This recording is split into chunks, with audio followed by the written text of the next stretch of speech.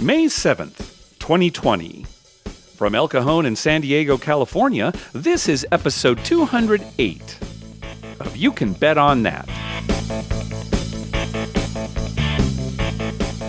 Hi, everybody. Welcome to You Can Bet on That, a podcast for the recreational gambler. My name is Mark Duvall, and sitting comfortably in his home is Dr. Mike. Hello. How you doing, Mike? Pretty good. How about you guys? Not too bad.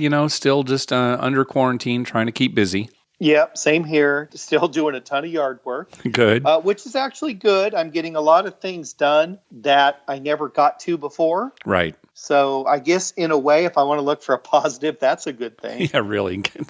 It's true. We've gotten a lot of yard work done and just, silly, stupid things around the house that were kind of, always at the bottom of the list, right? Things that we were never going to get to because they really weren't that important. They'd kind of be nice. Yeah, right. That's the same with us. We've done a few things that, like organizing the closet, right? It's right, like low on the list, but we did it. We've done it. I'll tell you what, though, Mark, the last week in particular, I have really began to miss the casinos. It's interesting because you and I really have not been gambling. The poker tournaments that we've been playing online, that's been about it. Yeah. And that's like, a couple hours on a Sunday morning. Yeah. So, no, we haven't been, betting on weird sports or things like that. So, we've really been shut down. Yeah. And up until this last week, I was okay. I was like, it's all right. It's not really bugging me that much. But the last week, I don't know why, I've thought about it more. I thought, God, it sure would be nice to go out to the casino. Yeah, I know. Yeah, me too. It's kind of a stress relief for me. Oh, me too, yeah. So, we get out there and I'm only thinking about craps. I'm not thinking about the gazillion other things that I've got to think about. Right. So, I kind of starting to miss it. I hope it opens soon. But I got a feeling casinos are going to be gone for a while. Yes, and the current plan right now, I think on the last episode I said maybe 4 people on each side of the craps table. The current plan is really 3 people on each side of the craps table, so 6 players altogether. And I'm thinking, well, a place like Harrah's, Southern California, they will probably still keep their craps tables open because they've got a lot of craps players there. And, the minimums are probably going to be higher, but they have a lot of players that are willing to play at those minimums. At least in the San Diego area, I don't know if craps is going to survive at some of these other casinos that only have 1 or 2 tables because of this. No, and what about Vegas? Yeah, well, think about a Vegas casino, some of the, say, smaller ones that have maybe 2 craps tables. Yeah. Is it worth it for them to open it up? Right, that's the thing, because, well, maybe they open half a table, and they just have 2 dealers, something like that. I don't know. We'll see. It's all speculation. It's fun to speculate, but we're not going to know until it happens. And it won't be as much fun.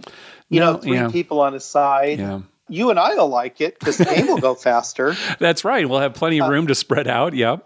Right. I was thinking if they had 3 people on a craps table on a side, so 6 people on a table. Now, let's say Harrah's, Southern California had 2 tables open.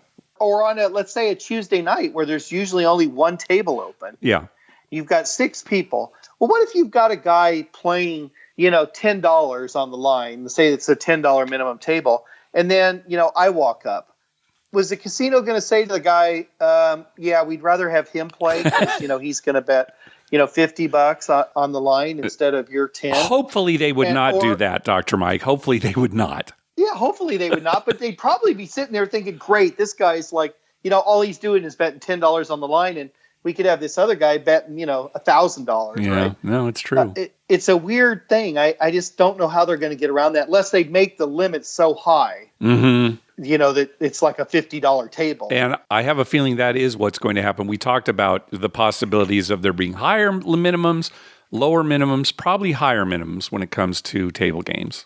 Right, because let's say on a Tuesday night, like I said, there's 4 craps tables there. But if they only open 1 and you can only have 6 players, you're limiting who can play. Mm-hmm. If you open all 4 tables, then you've got a lot of dealers you've got to pay. That's the thing, right. And you've got to have them full. I mean, it's just a weird situation. And, blackjack, too, might be the same, right? Sure. I mean, if you only can put 2 or 3 people on a blackjack table instead of, say, 6, is it going to be worth it to open that table? Yeah, right. That's why people are saying, okay, it's going to be higher minimums. Yeah. Well, we'll see what happens. I just pray every day that the world would just go back to the way it was. Of course. It's going to be different no matter what happens. Go to a crowded craps table and, you can shake your friend's hand and, just go to a movie with a crowd in there. So when you see the next installment of, Star Wars, it's exciting and not boring. Yeah. And you probably get sick, but not with COVID-19. Maybe it's a cold. Right. Right. Oh, it's crazy. All right. Well, talking about poker and these poker tournaments we've been doing, a couple of weeks ago, we were playing in Adam's poker tournament, and I was the first one out. I was eliminated first. And as I was going through the hands in my mind, I'm thinking, well, I don't think I really played that badly. It's just I wasn't getting cards. And, I'd bet pre-flop and too many people would call. And then I'd bet the flop even though I missed it. And I'd get callers. And anyway, I went out. But as long as you can kind of think, all right, well, at least I didn't make any major mistakes, I guess I'm happy with going out first. How did that work out for you in that particular tournament, Mike? Well, I finished in the money. I want to state. Okay, yes, front. you did. That's true. Let's make that clear. I finished in the money, so I'm happy I finished in the money. Now, honestly, I probably should have won that tournament because it was a pretty big hand, me and another player. So on the river, I made a king high flush. Right. So the only thing you could lose to after the river would have been the ace high flush. Right, which I was a little worried about. But the way the betting had been going, I didn't think the other player had that. Mm-hmm. So I believe I checked, and then he made a bet. And at that point, you actually typed in the chat box, this is going to cripple me, but I think I have to do it. So we were all expecting you to call. Right, because I thought, well, he may have the ace and just been hesitant. But I thought, I've got to call, right? Right. And if I get all those chips in that pot, I'm the chip leader. And I'm in pretty good spot. Yeah, it was actually a pretty easy call, yeah. Yeah, so I went to hit call and for some reason clicked on fold. No, we all saw you fold your hand and we're like, what? What'd you do? And you're like, oh my gosh. I lamented that all day. All day. The whole rest of the day, I kept telling my family, I should have won that tournament. What the hell? Well, it put me in a little bit of a bind, actually. But I was able to end up in the money. Yeah, you hung in there. I was happy about that. But I was not happy about screwing up. And I don't know if I was tired or, I'm sitting at the kitchen and I'm at the desk on the computer and I'm kind of halfway paying attention. Yeah, it's easy to do if you just, I'm going to click. You're not really, what you want to do, but you're not really looking at the buttons. Yeah, well, you won't make that mistake again. No, that'll never happen again. And I told my wife afterwards, I was so mad at myself. I said, that is never going to happen again because I am going to check every time I hit that button. I'm going to make sure the cursor's in the right spot before I play. Yep, the old misclick on online poker. We've all done it. So I should say I won, and then I finished in the money. And then this week, you went out before me. I didn't finish in the money, but you still went out before me. Yeah, that's true. So the week where you made that mistake, Melanie actually went on to win the tournament. And then this last week, you and I both were out before the money. And cousin Vito, actually won the tournament. And it was funny because Vito was not on the phone call, the chatting. Oh, that's right. We had a Google Hangout going at the time, and he'd been on the week before, but for whatever reason wasn't on that week. Yeah.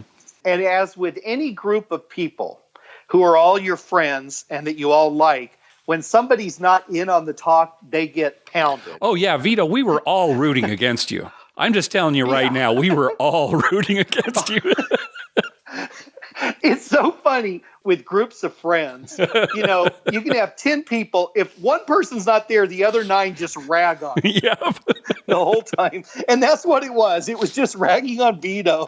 I know. He ends up winning the whole thing. I know. We're all going, oh, no. We've actually gotten a few requests from listeners asking about how they can play poker online with friends, like a home game. And let's talk about what PokerStars offers. PokerStars has this feature called Home Game, where you can specifically invite certain people to play in a game. So you can set up a tournament. The tournament announcement will only go out to the players that you have determined to be in your home game group. And then you can all get together and play a tournament. And if you want to play for real money, what you can do is have somebody be in charge of all the cash. Everybody Venmos that person the entry fee. And then at the end of the tournament, that person distributes all the winnings to the winning players. Now, the game actually on PokerStars is just for play money. So you're technically playing a play money game online. And the great thing about play money is you can play that in any state. You know, you don't have to have real online poker legal in your state. Any state you can play these play money games. And then whoever is running the game can determine, all right, out of however many players are in this tournament, the top number of spots gets paid. PokerStars has a built-in thing where the top certain number of people win play money chips back, but you can determine your own payout schedule. And again, this person would just, distribute the money after the win.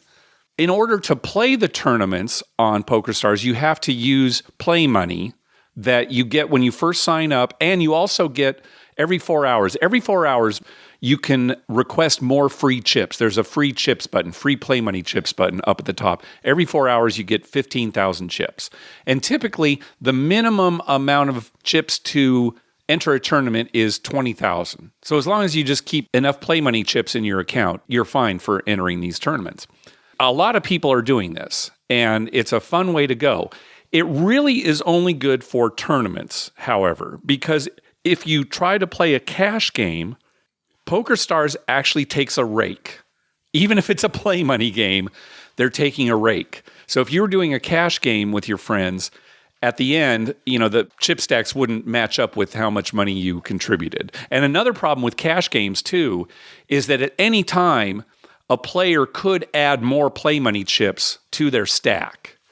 And they don't have to get permission. You might not even know that it happens. And I'm not saying you've got friends that are going to cheat in that way, but it is a possibility. So really, this is only good for tournaments. But it is a way to play. If you've got a home game you haven't been able to play because of the shutdown, it's a great way to go. Now, what kind of games can you play, though? Virtually any game that PokerStars offers. So obviously, Texas Hold'em, Omaha, Deuce to 7. You can even play stud in a limit fashion. So yeah, any of the games that they offer, you can play in a tournament. So you couldn't have, though, a game where I couldn't call AC Deucey or no, that's one of the games that we've made up in our home. No, it's not that. Right, they just don't have the software to support. Yeah, right. You couldn't, say, okay, let's play Deuces Wild, and whoever has the Queen of Spades down gets half the pot. No, you can't, program it to play those games. So it has to be typically games that you'd see in a real casino. Okay, but still, that's quite a few different games. Oh, so yeah, for sure. You can get extra chips too. Let's say you haven't played 4 hours and you want to play another tournament with another group of friends or something. You can get extra chips relatively cheap. Yeah, but I would recommend trying to avoid that, actually paying money for play money chips if you don't have enough. Yeah. When you first sign up, get as many play money chips as you can by clicking free chips. And then you don't have to have the window open for 4 hours. You can close everything down and come back 4 hours later and get more chips. So, just do that. Really? Yeah. Just do that a couple times a day or whatever, and, you'll bankroll a bunch of play chips, yeah. Okay. That's good to know. See, I didn't know that. Yeah. I can just have PokerStars on my computer and not be playing and still get chips every 4 hours? You don't even have to have the app open. Yeah, you can just open up the app. Yeah, if you were to open up the app right now, Mike, you'd see that, you could get free chips right now. Oh, okay. Well, I'm going to start doing that then. There you go. I've been getting a few extra chips, and it's only like $2 for 20,000. Oh, Mike, you've been paying for them? Yeah, just a couple bucks. Oh my gosh, I should edit this out of the show. For shame. I didn't know it. I mean, what's $2? $1.99. All right. Well, from now on, when you're thinking about it, just log in and get 15,000 free chips and then do it again 4 hours later. I'll just do that every morning. Yes, okay. Good. All right, so some updates on Caesars rewards. They came out recently in following in MLife's footsteps and basically said that any tier status that you currently have will continue until January 31st, 2022. So if you're diamond right now, you're guaranteed to be diamond through January 31st, 2022. So that's good news. They've also adjusted how many tier credits you need to reach certain tier levels. And basically, they've reduced the number of required tier credits by 20%, at least for platinum and diamond and the different diamond levels. 7 stars, they've decreased it by a little over 16%. I think that's good. A couple things, though. Well, okay, that'll be good if the closures only happen for 20% of the current year. You know, if it turns out that these closures take up 6 months, well, then now you've got to actually earn a lot more tier credits to try to get to the next tier level. But again, having said that... Unless they adjust it again. And they may adjust that again. But having said that, again, that's only if you're trying to get to the next tier level up from where you currently are. Because again, if you're diamond right now, you're diamond through January 2022. But let's say you're diamond and you want to jump up to 7 stars. For this year, you earn the credits for this year, 2020, that will give you the status for 2021. If you want to hit 7 stars, you need to hit 125,000 tier credits instead of 150,000. So again, these numbers where I say you only need to earn 80% of what you've previously had to earn, it really only matters if you're trying to get to the next tier level. And again, they've also reiterated that reward credits will not expire until September 1st, 2020 at the earliest.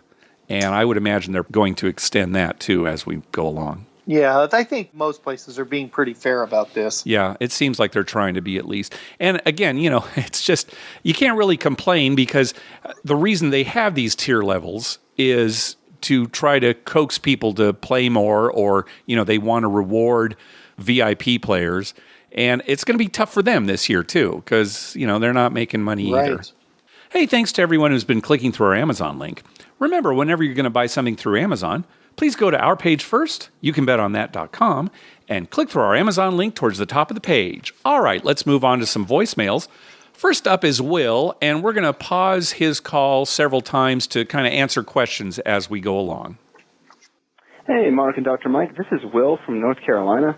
I haven't called you guys in about a year or so because I've kind of noticed you guys have had a whole bunch of people calling in and a lot of new callers. And since I've called into you guys a whole lot in the past, I kind of want to give other people a chance to call in and get their calls in. But lately, you guys, I noticed, haven't had nearly as many calls coming in because of everything going on. So I figured this would be kind of a good time for me to kind of unload some of the questions I've been sitting on for a while. So my first one deals with 3-card poker. I noticed one time I was playing 3-card poker, I saw somebody playing blind. And what I mean by that is they would make their ante bet, and then without even looking at their cards, they would automatically make the raise bet without even looking at it. And they would just wait for the dealer to flip over both the dealer's cards and their cards to see if they won or not. And it blew me away at the time. I was like, it just struck me as completely crazy because mathematically it's just horrible for you. And I didn't say anything to the person, but I was just sitting there just shocked that they were doing that. And I guess they just liked the excitement of just finding out what their cards were all at the end and just taking that risk. So I just wanted to ask, have you guys ever seen that? And what was your impression of it if you ever did? Yeah, we see this quite a bit, don't you think, Mike? Yeah, I think you see it quite a bit. And I think most people do it just because they like the excitement of did I win or lose, right? Right. And I was thinking, too, it could be side bet regret. Like maybe they used to play the perfect basic strategy, but then if they had called instead of folded, they would have made a side bet win. Like, you know, that 6-card bet where you use your cards and the dealer's cards to make a hand. Yeah, it's like, oh, exactly. That's why you got to stay in every time because you could always win that side bet. But yeah, I think you're right. A lot of it is just the excitement of, you know, I don't care. I'm here to gamble. Right. They figure I'm going to stay in no matter what. Yeah. So it's just more exciting if they flip over my cards at the end and I see if I won or lost. Right. They like that reveal. Yep. So my second question deals with 6-to-5 blackjack. So we know that 6-to-5 blackjack, it's completely taken over the Vegas Strip. It's even started taking over a lot of other casinos as well. And we obviously know that the reason why is because people will play it. And so the casinos are obviously going to offer it. I was wondering what you guys thought about why do you think people play 6-to-5 blackjack? Do you think it's because they don't know how bad it is or that they just don't care how bad it is? And obviously I think it's going to be somewhere in the middle. You know, I think most people probably know this a little bit worse, but, you know, either don't care how bad it is or don't know exactly how bad it is. But what do you guys think? Do you think it's more so that people they really don't know just how much worse it is? Or if they know and they just don't really care? Because even for me, like, I know how bad it is, but there are times that I'll actually play it. Like, I think I even sat down and calculated it. I think that if you play a $5 6-to-5 table, I think you actually still lose more. It has a higher house edge than a $15 3-to-2 table, assuming all the other rules are the same. I think that's true. And even though I know that, if I have the choice, a lot of times I'll play that $5 6-to-5 table just because, I don't have as big of a bankroll. I don't want the variance to be really, really high. I don't have to risk a whole lot of money trying to get back in it if things don't go well at a $15 table. So even I kind of fall into the category of not caring sometimes, even though I try to avoid 6-to-5 blackjack. I try to go downtown or off strip somewhere to find a $5 3-to-2 table. But there are sometimes I'm in a bind and I'll still play it. So I was just curious what you guys thought about that. Yeah, Will, I think you answered your own question. If you're playing it and you actually know, because you're right.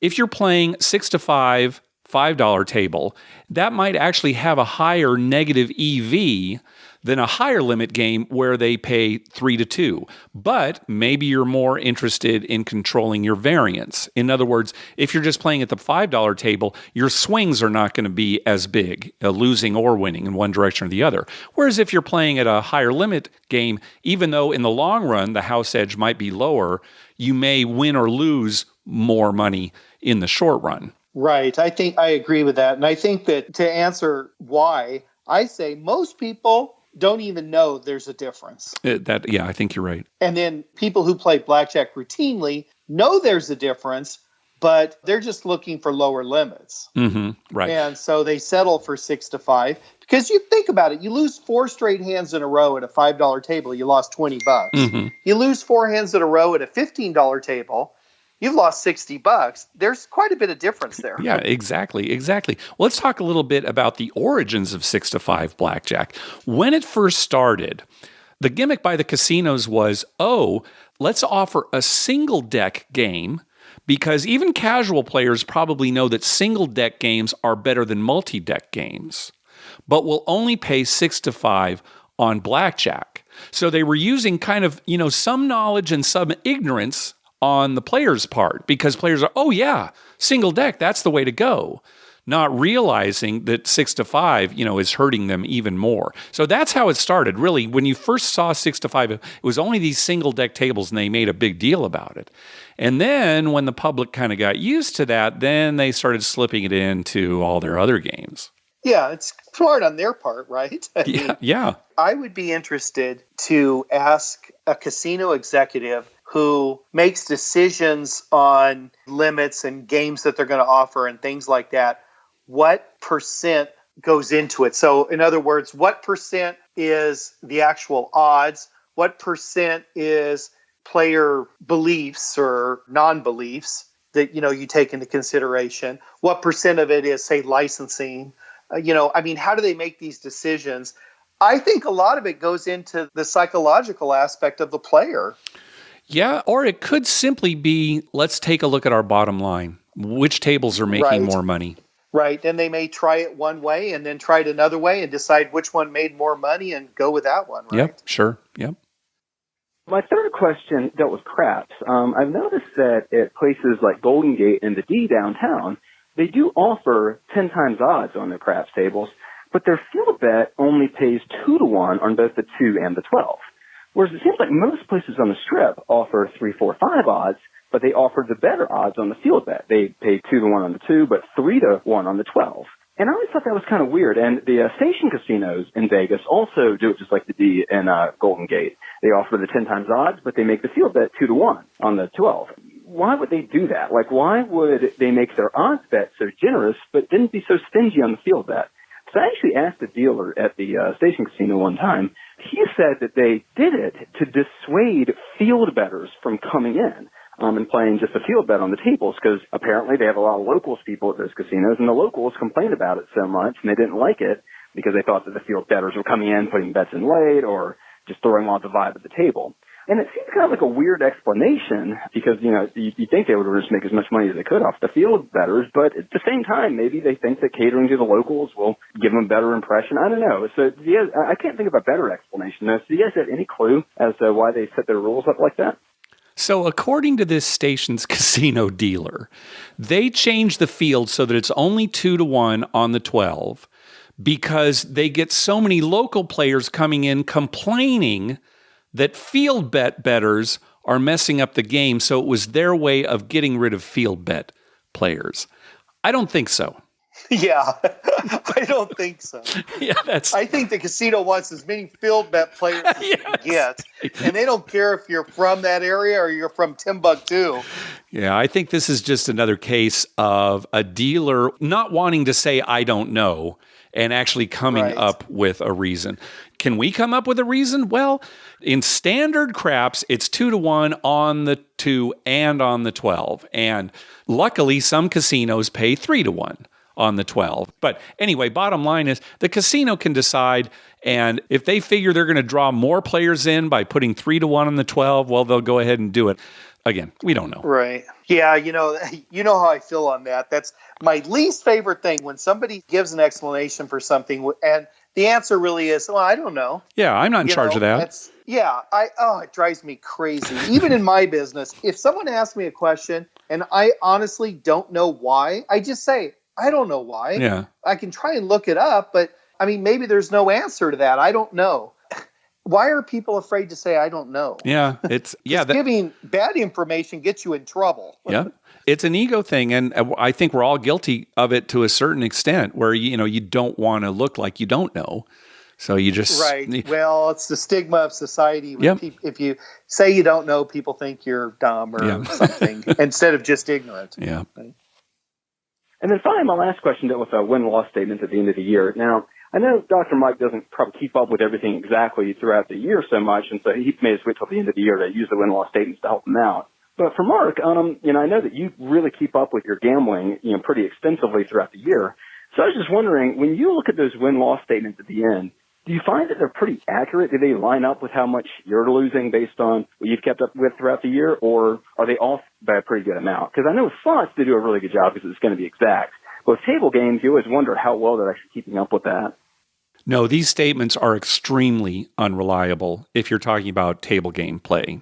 I looked at my Harrah's Southern California statement from last year, and it was off by a multiple of 4. It was not even close to what my results were for the end of the year. They don't do those very accurately. They don't keep a very accurate count of things. And it's hard for them, too. I can understand why, right? Yeah, you're cashing out, cashing in. Yep. Right. And people are moving around. Like sometimes I've had dealers ask me, well, how'd you do the other night? And I'm like, I lost. And they said, well, no, when you left here, you had 600 more. I'm like, well, yeah, but then I played, something else. Yeah, you moved to a different table. Sometimes I add my free play in at the end of the night, and I actually was a little ahead with free play, right. Yeah. where it looks like I lost to them. So it's very difficult for them to keep an accurate count. And then my last question is, have you guys ever had a winning year? Have you ever gone a whole calendar year and still come out ahead? Because I know how much you guys play, it seems like it'd be pretty unlikely. I know you guys have had winning months and maybe even a winning 6-month period. But I don't know. At the same time, I know that gambling variance can be really high sometimes. And even though I know, especially with Dr. Mike's bets, it might be really, really hard to come out ahead. I was just curious if it's ever happened. Because I know for me, even though I don't play a whole lot, I've never come out ahead. So I was just curious if this would happen to you guys. All right, guys, I always appreciate you guys taking the time to answer these calls. All right, I'll see you guys around. All right, bye. Mike, have you ever had a for sure winning year? I would say no. Okay. I mean, I don't know for sure because I don't keep track. Yeah. But I'm pretty certain that the answer is probably no. Now, I'll go quite a few weeks or months and I'll say, gosh, I've won the last 6 times I've gone. But I bet you if I kept accurate track, I'd say no, I haven't. It would take a huge win. Yeah, that's the thing. Now, I'm sure I've had years where I haven't lost too much. Mm-hmm. And I'm sure I've had years where I've lost a lot. Yeah. But I can't for sure say that I've had winning years. Now, my dad could tell you. Right. Because he's like you. He keeps accurate track. And I know you can tell me exactly. Yeah. Because you keep accurate track. If I kept accurate track, Mark, there's a 85% chance that one day they find me stuffed in the oven. Yeah, I don't think you'd want to keep track. Yeah. No. I want you to keep going to the casino with me, so I don't want you to keep track. Exactly. And I think that's best for everybody. Yeah. Well, as far as my records, for last year, 2019, if you were to include free play, then I did come out ahead. So in other words, I lost overall for gambling, but the free play more than made up for it. Now, in 2017, I actually did have a winning gambling year. And it was really all because of that huge session we had at Planet Hollywood, where from 6 p.m. to midnight, the dice went around the table once. That was a huge win relative to my bankroll. So I actually had a winning year overall. Without that, I wouldn't have. Now, I assume 2018 and 2016 were losers? I think 2018 was a small loser. Yeah, I think so. So I've actually been on a pretty good run. 2020 has started out terrible. So in a way, I'm kind of glad we're on a break here, but we'll see. Now, see, I know what your bankroll is on a regular basis because we talk about it a lot. Right. So I'm happy that you keep track because when your bankroll is high, I feel good. Yeah. When my bankroll is high, you feel good. Uh-huh. Well, because I know that when we're at the table and I've lost my initial buy-in, I don't have to run up to the cage and get more money. I just borrow from you. Exactly. I know you got the bankroll. Yeah, here you go, Dr. Mike. I knew this was coming. Me feel good. I brought some extra cash. I knew it was coming. Yeah, and then at the end of the night, I can just go to the cage once and pay you back. All right. Well, thanks for all those questions, Will. All right. Next up is our good buddy, Marty. Hey, Mark and Dr. Mike. Marty from the ghost town, which is now Reno. Very sad here. Everything boarded up. My Friday night routine has been put to shame. Going on week number 6 now. And boy, it's tough trying to figure out something to do here. Last week on the show, you guys were talking about funny things that happened at the table. About 25 years ago, in fact, it was the 80s, playing at the Rio. And back in the 80s, there was a type of sweater that girls used to wear called a cowl neck sweater.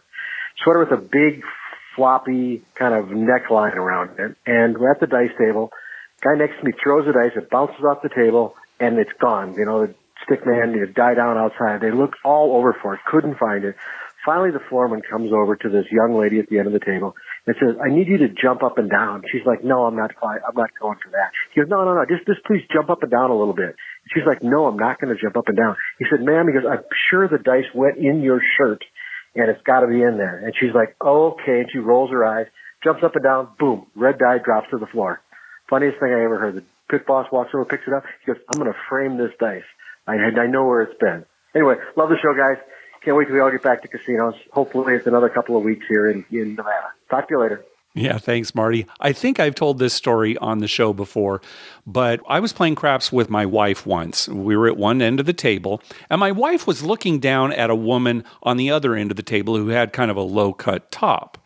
And my wife was thinking to herself, I wonder if the dice ever go off the table and fall into a top like that.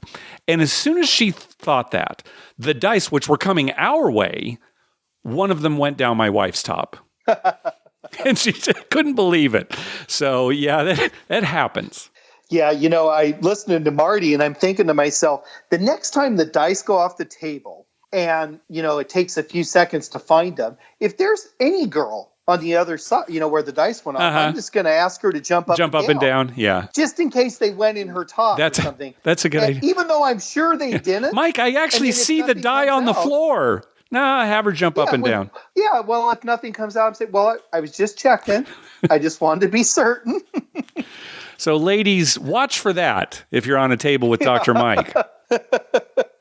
Yeah, Marty says his Friday routine's been put to shame. Us too. Friday was our night, and that was such a big part of our week. It was something to look forward to. How, like now we're looking forward to Sunday playing poker. Yeah. We, it'd come to Thursday. Remember how many times on Wednesday night would I say to you, Mark, we just have to get through Thursday.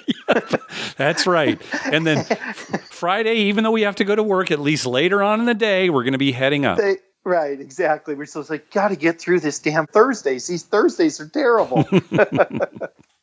My wife's brother and his wife, my brother-in-law and sister-in-law, they have a second home just outside of Reno. Yeah, you mentioned that. Yeah. And they usually go home mid-March, end of March, when the weather starts to warm up a little bit in Minnesota. And they're still there in Reno because they drove, because they have a dog, and going back, without restaurants being open and a lot of motels are closed down and stuff, they figured, well, we don't want to like drive straight through or anything. And they like to drive a little and stop. Right.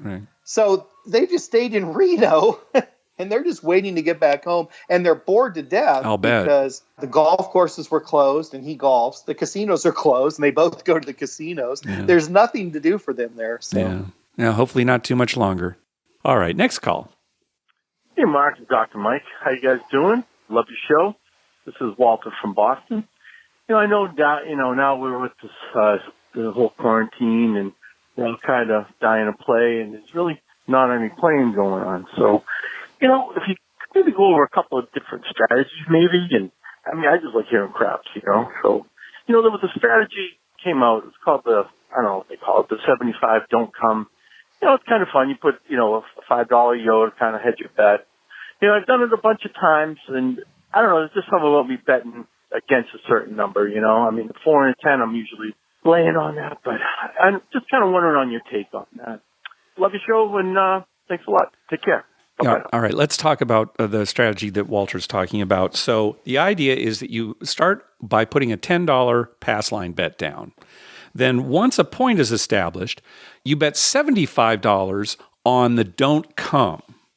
And then on that roll, once the don't come goes up to a number, you take odds on the pass line and you place all the numbers that you don't already have action on for $10 or $12, right? $12 on the 6 and 8, 10 on the rest of them. And then you make continuous $10 come bets. And the $5.11 hedge bet that he's talking about is when you make the $75 don't come bet. You hedge it with a $5.11 bet. So let me see if I get this right. You would have one number that you have a don't number. Mm-hmm. And then after you go up on that number, then you'd have every other number covered. Right. And when you're making come bets, if your don't come loses, then you've got all come bets. Right. Although I guess in some cases in this scenario, if your don't come loses, you'd make another don't come bet. But the bottom line is, the worst thing obviously the worst thing that can happen is you establish a point right away and then you immediately 7 out, because then your pass line bet loses, your don't come loses, et cetera. But as you're going through this whole thing, you're hoping that your don't come bet goes up to one of the better numbers for don't come, like 4 or 10, and you're hoping it doesn't repeat. So, that's basically the idea. That before you 7 out, that you make, say, the 5 and 9 and the 8 or something. Right. And if you do 7 out, that don't come bet is big enough that it sort of covers the rest of the bets that you have out there. Yeah. So what do we think of it? Yeah. Anytime anybody asks us what we think of a system, it's like, well, if you enjoy playing that, go ahead. And if you're making some money, then great. Like any system, there are going to be certain rolls of the dice that are going to be great for you and certain ones that are going to be terrible for you. And in this case, again, if you kind of think you're being smart by doing this, have at it. I don't think that I would necessarily play it just because I wouldn't want to have so much don't money on one number with everything else going. But again, if you like playing, go for it. Yeah, see, the problem for me, and I agree with you, if this is the way you want to play, that's fine. There's no bad thing about this. It's just psychologically, you have to be able to accept those immediate outs. Right. And you also have to accept scenarios where, let's say your don't come actually goes up to a 4, and the next roll's another 4. Mm-hmm, right. So you've lost $75. And how are you going to get that back with your, $12 6 bet? Yeah. And then if, let's say that 4 has come up for the second time, you lose that don't come. So you say, okay, now I'll make another don't come for $75. And then that rolls a 7. Right? That's terrible for you. Now, again, here we're giving worst case scenarios here. There could be worst case scenarios for the way that we bet. We understand that, however the dice come out. But that would be pretty rough for this system. And that's the thing. See, you have to understand the worst case scenario for your system and see if you can live with that psychologically. Yeah. For me, I like to make a pass line bet, and then I like to place all the numbers. And if it's immediate 7 out, I lose it all. But I can deal with that because I also know that every once in a while there's going to be a guy that, rolls 12 numbers in a row. Sure. And I press them and I make some money. And that's the reason I don't play the don't. People ask, well, why don't you play the don't more? And I don't play the don't because when you win, you more than likely get small wins. Now, you may get more frequent small wins, but when you lose, you can get some pretty big losses on a roll. Yeah. And they're hard to make up. So for me, I just like to go the other way. I like to say, well, sure, I'm not going to have a lot of big wins, but every once in a while I'm going to get a big win. And I'll just have a few small losses. Yeah, and I think one of the things you like to do too is press up bets so that they get real big. During a monster roll, there's nothing quite the same on the don't. Every time you win a don't, all your bets come down. So do you bet? It's not quite the same. Right. It's not the excitement level for me is basically what it boils down to. Yeah. All right, next call. Hey, Mark and Dr. Mike, DT from Chattanooga. I just want to say thank you to you guys for keeping the show going. I know a lot of people really appreciate it. You can tell by the phone calls that come in. I just wanted to do an update right before all this started. I went to a Harris Cherokee at Valley River there in Murphy, North Carolina. And some good news that the dealers were talking to me about was it's supposed to be April 1st. Of course, now I guess it's just going to be whenever they reopen, but they're getting the Spanish 21 table. And I know how you guys talked about how much you enjoyed it and how fun it was. So I'm going to go back and listen to that episode so I can figure out how I'm going to play it whenever they do open it up. Because I've never actually seen a table with Spanish 21. Number two, they were finally getting sports betting set up. So they had the whole area set up. But I went over there and talked to them, and they said that the legislation was slowing it down and that they thought it was going to be ready for March, but then they said it wouldn't be ready until football season. So maybe with the slowdown, they're able to make some better progress on getting that going by the time that sports does get restarted. It'd be nice to have that local. Anyway, just want to say thank you to you guys, and I hope you have a great day. Bye. Yeah, be sure before you actually sit down at the Spanish 21 table that you go over to the Wizard of Odds page and check out his strategies for the game. Yeah, hopefully North Carolina will get sports betting before the NFL season, if there's an NFL season. Right. And this morning, I was listening to a sports talk show, and I guess the NFL announced today that they have a system in place to give refunds for missed games. Oh, okay. They weren't saying yet that they were canceling anything, but they said in case there are missed games or if there are games played without fans, we have a system in place for teams to refund the money for people who've already bought season tickets and tickets for the season, stuff like that. Okay, good. Well, so, at least they're planning. Yeah, they're planning. So, I mean, there must be some concern in their minds that they may not have a full season. Yeah. And I could see that happening, right? I mean, sure, allowing, 70,000 people into a stadium and all the people in the parking lots is probably the very, very last thing we should do as a society until we're sure we can control it. There's so much money in the NFL. I would think they would go ahead with the games just with no fans, just because TV is still huge. But I wonder what it would be like watching a game where there's nobody in the stands, watching on TV. Right. I don't know. And they commented on that. The NFL said that they realized that would not be as exciting for the players or the fans. No. Because, certain amount of the play is from fans cheering. I mean, teams getting, pumped up, right? Yeah. So it would definitely change the games. Well, it's like you said before, how can you start a full season of teams if, say, one area can't even play the games without fans, right? Yeah, right. I mean, it's like baseball now. I mean, sure, they could play the games without people in the stadium. Yeah, and they're talking about even playing all the games in Arizona or Florida, Right. God, in Arizona, in those oh my little gosh, tiny stadiums that in the middle of the like summer, 3,000 people. All right, next up is Mike. The audio is a little rough. I tried to clean it up as best I could, but anyway, just a heads up. Hello, hi, this is Mike calling from Salt Lake City. Long-time listener, just like you guys, aching to get back out there and start playing. I recently been re-listening to all the episodes in order. I have a delivery job now. On one episode when you talk about dice control, I agree. I don't think dice control really is a thing, but I will say they're throwing the dice that's all drunk and crazy, and I'll just have a feeling not to bet. Maybe it's my gut. I don't know what. And I think that's the thing. As well as your last episode, I was listening about the don't pass line. I feel like I'm the same way as Mark, where I like to play it, but not with my friends. If I'm there with some buddies and they're shooting, I'll play with them the pass line with odds and throw a couple numbers out there. But I think I win more usually playing the don't pass, but I only play by myself. Anyways, hope you guys are doing well, safe in California, and hopefully they open up soon. Maybe I can go down there and go meet you guys. Take care. All right, thanks, Mike. Yeah, we're talking about the don't pass.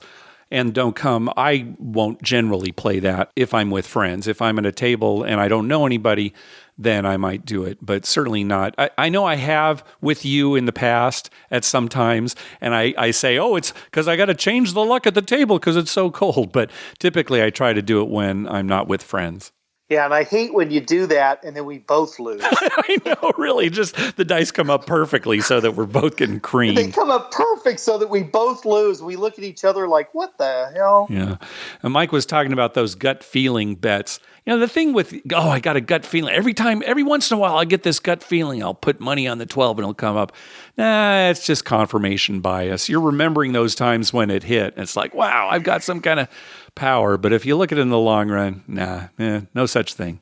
So yesterday, I don't know if you got my text, Mark. I texted you. I was watching a Twilight Zone episode from 1960. Oh, yeah, I did see that. Yeah, I saw your text. With William Shatner. Yeah. And I don't know if you remember that episode, but him and his wife are on a trip. Their car breaks down. I think they're newlyweds, and their car breaks down in some small town. And they've got 4 or 5 hours while the car is getting repaired. They go into a little diner, and on the table, the napkin holder has this thing in it where you put a penny in it, and it spits out a fortune. Oh, okay, right. And there's a little devil-looking guy on the top of the napkin holder. And, he asks it a few questions. And he gets real kind of generic answers, but he becomes obsessed by it. And the wife keeps trying to tell him, no, you're thinking that, like, should we get up and leave? And it says maybe, or, or be careful if you do, or, stuff like that. And he reads into it. And so he's trying to like guide his life on whatever this thing tells him by asking it random questions. And at the end, his wife convinces him that it doesn't have any psychic power. He's just reading into it. Mm-hmm. And they end up leaving. And as they leave, another couple comes in who had been there, I guess, before and were stuck in this town because they couldn't get over the fact that, maybe they shouldn't leave this machine, that it would guide them to something good or keep bad things from happening. Yeah. Anyway, so they're stuck in the Twilight Zone, so to speak. All right. But it's the perfect example. And the reason I texted you is because William Shatner, I looked up his birthday. He was 28 when he made that, but he looks so young. Yeah, I'll bet. And you know what? He was a better actor when he was young. Well, that's not too hard to believe. It was actually pretty good acting. I'm like, what happened to him? Nothing against William Shatner. I love William Shatner. Sure, of course. But his acting was so much better when he was 28. Anyway, it's the perfect example of, confirmation thinking, where you just read into it. So anyway, that's what happens to us all. Sure. We're all guilty. Right? It's human nature, of course. Yes. And we all wish we had some kind of psychic power. Yeah. Then my answer to Will's question would be, I've never lost. I've never had a losing year. I know exactly what to do. Don't you have a patient that comes in and says he plays slots every week and he always wins? And he always wins. Yeah. He still maintains that. Oh, I always win. Sure, I'll go up and down, but I'm always a winner at the end. Yeah. That's great. Oh, my God. All right. Last call from William. We're going to pause between his questions here, too, to answer as we go along. Hey, Mark and Dr. Mike. This is William from Fort Worth, Texas. Big fan of the show. Y'all the first podcast I've ever listened to. I started, I guess, about a month ago. I started with your most current episode, and then I've worked my way back to episode 148. Then I thought, I've got to get to the origin of this at some point. So I started with number 1, and now I'm through number 89, which is December of 2015. And my wife's not a huge fan of this because I'm always wanting to listen to it in the car. So what I have to do is put in an AirPod, I think that's what they're called now, my off ear from her, so my driver's side ear, so she can't see what's going on. Yet I try to act like I'm engaged in conversation with her, so it's kind of tough. But anyway, kind of a COVID update here. Started playing some golf, usually once a week, just to get out of the house. And we've been reduced to betting. Our gambling now is that we bet if an odd or even numbered golf cart is going to be passing us next at the clubhouse while we're having a cocktail outside because you can't really go in. So that's what we've been reduced to, which is pretty sad. But I'm hoping to get 7 stars for the first time this year. I've always been a Diamond member, Diamond Elite, I guess now. I've got 82,000 tier credits through March, which have kind of been shut down now, but hoping they're going to help us out. And hopefully I can get back in the casino and get to 7 stars for the first time. Because I enjoy the Diamond Lounge, especially at Caesars, just some decent food options now, seems like the last year or two. Yeah, so depending on when the casino's opened, William, if you already have 82,000 through March, again, you only need 125,000 this year to make 7 stars. So hopefully the casinos will open up in time for you to finish up, but you're more than halfway there, so it should be no problem as long as you're able to play. Yeah, if you're January and February, and it couldn't have been much in March, Right. a couple weeks in March, Right. gave you 82, you should have no problem. Yep. Even if they opened in July, October, you'd probably make it. Yeah. I got a kick out of his wife not being a fan. Does she just not like listening to us in the car, or she just doesn't like listening to us at all? Because I think the latter is probably more likely. Yeah, well, maybe she just doesn't like listening to gambling talk. Maybe that's part of it, too. Nah, maybe. I don't know. Maybe in the car she'd like some nice music or something. Honey, I've got 82,000 tier credits. Yeah, that's great. Now, I get a kick out of him putting the earpod in his ear and listening to us and still trying to carry a conversation on with his wife. In the ear that she can't see. My father-in-law, I don't know if you remember this, Mark, my father-in-law, on Sunday during football season, he would go to church, and if the Vikings were playing, an early game, he'd take his radio, put it in his pocket, and put the earphone in his ear and listen. And my mother-in-law one time yelled at him about that, and he said, "Look, would you rather have me listening to football and being here, or just being home watching the game?" Those were her choices. So she conceded to the fact that, all right, well, he can one ear on the minister and one ear on the football Lesser game. of two evils. Right, exactly. Couple of questions. Dr. Mike, do you always keep putting your hardways back up? I mean, if you have 5 soft 8s that come out with a shooter, are you putting that back up every single time? Sounds like maybe you are. I know you're crazy, but man, that's expensive.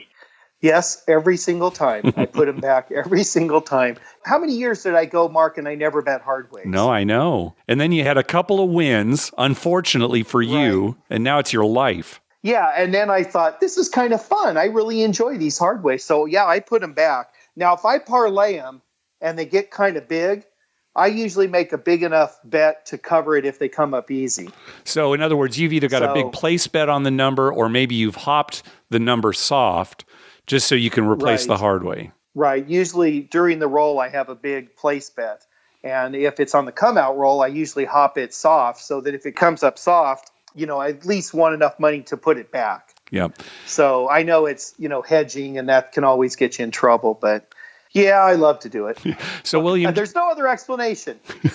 So William, just to be clear, if he had a $10 hard 8 and the hard 8 hit and he parlayed it to $100 and then an 8 comes up easy, yes, he will replace that $100 hard 8. Yeah, I'll have 300 out there. I'll replace the 300. I'll just make sure that I have a $350 bet on the 8, place bet on the 8. That's Dr. Mike. Another question. You guys ever shoot with your offhand throwing the dice? I'm guessing as much as y'all played that you probably have done that. I think I have. Maybe if I'm standing stick right, kind of right by the stick right. man. Yeah, I'm sure I have, but then I usually use your don't. left But hand and roll backwards. You have too, right? Oh yeah, if you're stick right, use your left hand and roll backwards. Yeah. I mean, you can do it with your right too, but you can also pick them up with your left and roll backwards. Yeah. It's probably the only thing I can do with both hands. If there's anything else, please don't let us know. All right. Oh, one other thing, or actually 2 more things. One, will you expand on the reward credit for free play exchange? I know you mentioned that. I didn't know that existed. So my question is, so when I come out to Vegas, I'll email or call my host, say, hey, we're coming, will you set us up here? And he'll just respond, okay, done, I'll send you the confirmation. So does that affect my reward? Is he taking reward credits off for those rooms? I guess is my question. So if I go into Caesars when we're coming next and immediately go up to the cage, or I guess the reward credit desk, and say I want to exchange these and take away all my reward points for free play, at the end of that trip, let's just assume I've accumulated no new points, which is ridiculous, but would I have to pay for my room at that point? So is my host stealing some of my reward points to pay for those rooms? Hopefully that makes sense. But how does that work? Because I don't want to mess up my free room status. So no, typically reward credits are not used to pay for comped rooms. The room really is comped. they won't use your reward credits to pay for that. Now, in some other things like food, we have heard stories of people being at the table and asking the pit, hey, can I get a free buffet? And they'll say, oh, yeah, no problem. And they'll fill out a slip. And as it turns out, it's just deducted from your reward credits. So that kind of thing can happen, but typically not when it comes to comped rooms. I have heard of rooms, let's say you don't get a comped room, so you just make a reservation. You go, at the end of your stay, you go up to the host and say, hey, I was wondering, can I get these rooms comped? And I have heard of instances where they say, oh, well, let's just see, and they use your reward credits to pay for your room. Yeah. Now, I've heard of that. But if they, ahead of time, before, when you're first making your reservation, they tell you it's comped, then it almost always is comped. I mean, it's a free room. Yeah, we've never had reward credits used for rooms that were comped for us up front.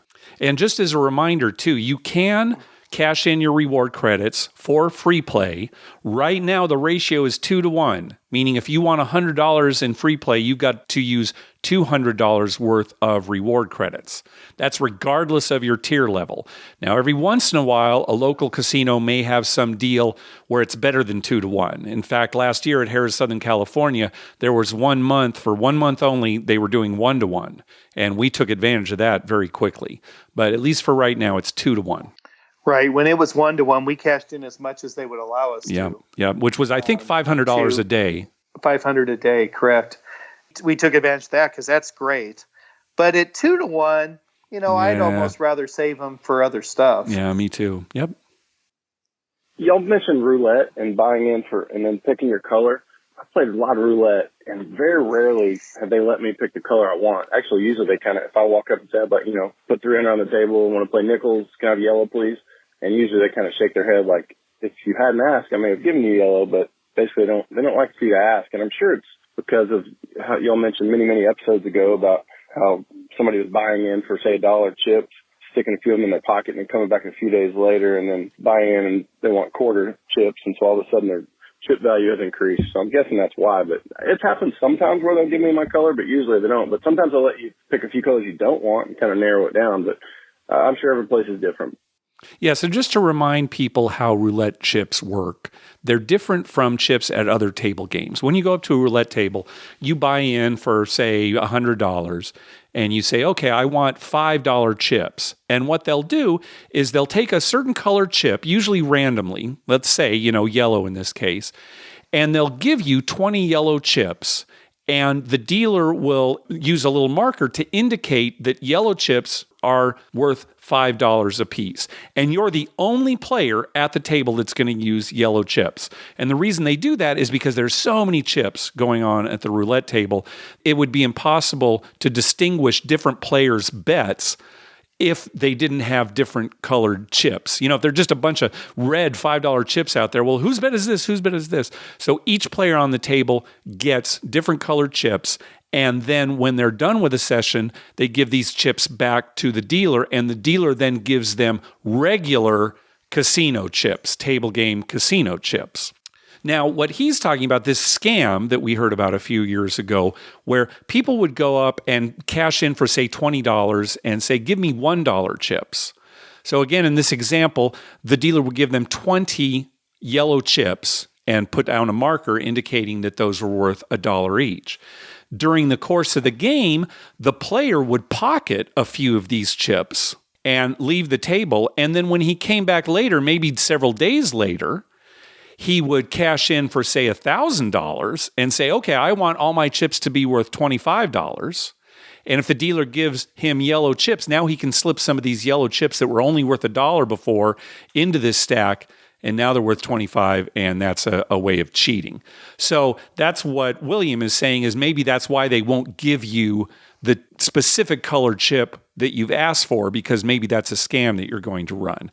Now, again, we talked about this scam. It's really up to the dealer to make sure that he or she gets all of those chips back from a player, that all the yellow chips are accounted for before the player leaves the table. Right, and that should not be hard to do, because they stack them up and they know how many stacks of yellow they had and how high they are. So when a player cashes out, it's dealer's responsibility to say, hey, wait a minute, there's 2 yellow chips missing. Where are they? Exactly right. And it's even easier now that they have these automatic chip sorters. They just drag into this big hole and then the machine actually separates them by color. Right. And so, it's pretty hard to run that scam. And I'm sure if you did leave the table and they were a couple, say, yellow chips short, I'm sure they're watching for you to come back. Yeah, right. Yeah, exactly. I'll be honest with you, William, we just don't play roulette enough, and we've never asked for a specific color. So we don't have any experience in that. But yeah, if you see them not accommodating you in that way, that might be one of the reasons at least. Or 2 other things. One, you always talk about the infamous last morning session in Vegas before you fly home. So I was at a conference in Paris, Las Vegas, and had about $1,000 left. And so I don't even like blackjack, but I walked down there and said, okay, I'm going to play $100 blackjack. I don't hardly ever play blackjack. I know the rules. I play it right. It bores me. Anyway, so there was nobody at the table. Sit down with the dealer, $1,000, play $100 a hand. I played 7 hands, lost $1,000, doubled down 3 times, lost every single time. As you can imagine, with nobody else at the table, I'm not sure that took over about a minute and a half. Nothing like that feeling, leaving, jumping in a cab and heading to the airport. But anyway, at least I got a story out of it. Yep, never play that final morning. You are guaranteed to lose, and it's pretty likely you'll lose terribly. What's funny is if you're ahead for the trip, you play the final morning, go home a loser. If you're down for the trip, you play the final morning and you go home a bigger loser. So the moral of that story is on Saturday night when you go to bed, you're done. That's it. You have finished your gambling until Monday morning. And lastly, a little cautionary marker tale. I've gotten markers for probably 10 years or so, and I had one at the Rio that I'd stayed there a couple times. Always paid them back promptly, great history, payment history. So anyway, a couple years later, my wife and I were staying at Caesars, ran out of money, and so I cabbed it over to Rio, got my $4,000, I think it was, marker, and then came back and met her and paid that marker back as soon as I got home, wrote them a check. And if you don't, they'll draw it out of your bank account 30 days later, and they don't mind. It's fine. And then the next time I went back to Rio, I tried to get a marker again. They're like, no, you misused the last marker. I was like, well, I said, I've always paid it back promptly, of great history. They're like, yeah, but you didn't use it here. So what I had done was I had gotten the money there, went to Caesars and probably Cromwell and played. And they said, those aren't short-term loans. Those are for you to go gamble. They're not for you to just do whatever you want with. They're for you to gamble on this property. So I didn't know that. So just educate other listeners who may not know that. But anyway, that's it. Sorry to take up so much time. Bye. Yeah, Mike, you had a similar problem to this, didn't you? Yeah, kind of similar. When I get a marker at a casino, I always play at that casino. Sure. I've never gotten a marker, made one bet and walked out. But it was something where I got a marker at Caesars for, let's say, $2,000. And I was down $800 or $900. And then it's like, oh, let's go over to Planet Hollywood or something. And so I went over there. Playing with the 1,200 that you still had. Yeah, playing with the 1,200 I still had. Uh-huh. And, they had mentioned something like, well, you didn't pay this one back first. Yeah. And I guess what they wanted is, well, you only lost 800. Why not pay us this back and then get another marker over there? Yeah. So it can be kind of tricky. And that wasn't intentional. No. Me, intentionally doing that. It's like you come up and you say, hey, I want to go over to Planet Hollywood. Okay, let's go to Planet Hollywood. And you just leave. Right. You don't want to have to pay the marker off at the current place, or at least as much as you can, and then go get a marker at the next place. Why not just take the cash with you? Yeah, I understand. But that is something that's frowned upon. Right. They would actually prefer, I took that 1,200 up, paid off 1,200 of my 2,000 marker, and only owed them 800. And then I could go to Planet Hollywood and get another marker for 2,000. Yeah. Anyway, so good advice, something to be careful about. Thanks for all those questions, William. All right, well, that's going to do it for this episode. We want to thank some people for some PayPal donations. First of all, recurring donations from Robin at NE Time Gambling, from James, and from Kurt. Thanks very much for those recurring donations. And a donation from our friend Melanie. Thanks for keeping me laughing through lockdown. You two are fabulous. I can't disagree with that, Mike. I think you're fabulous.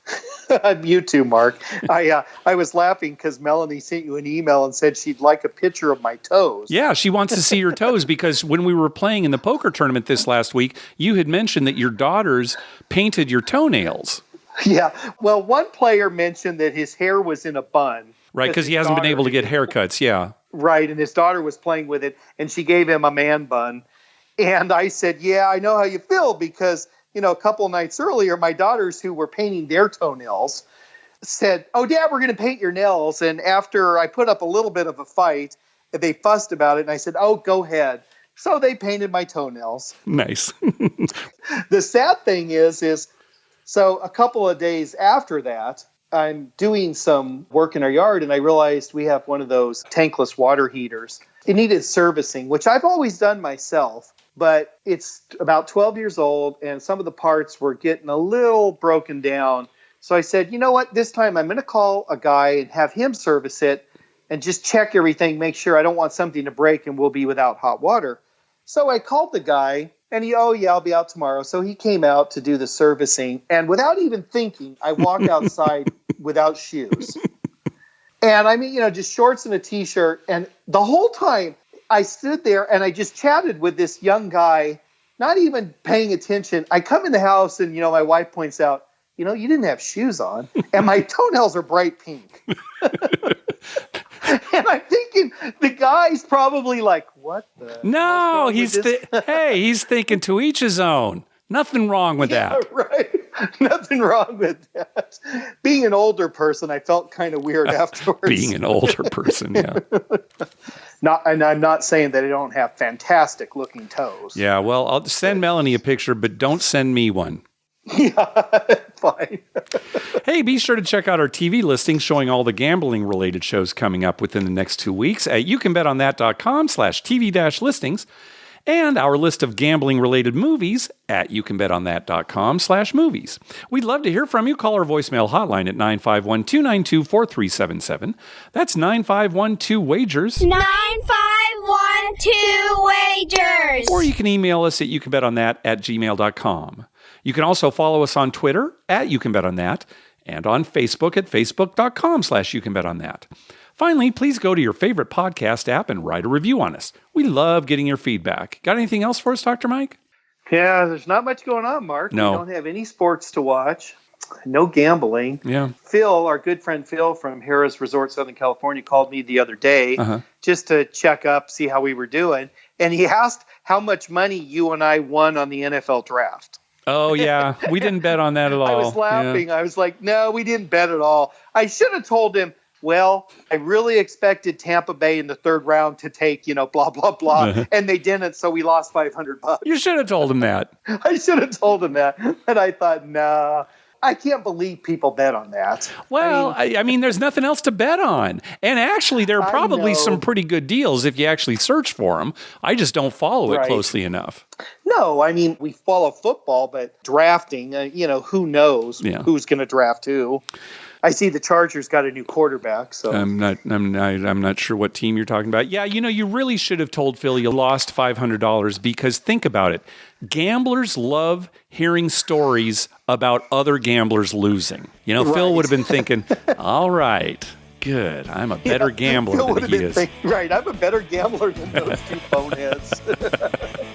He was sure we bet on it, but no, I can't wait to get back. It's really starting to get to me, Mark. Yeah, me too. All right, everybody. Thanks for listening. All right, take care.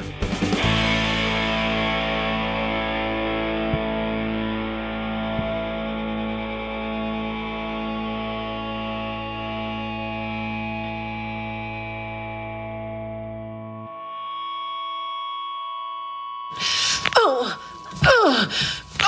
sweet mother, I love you, Dr. Mike.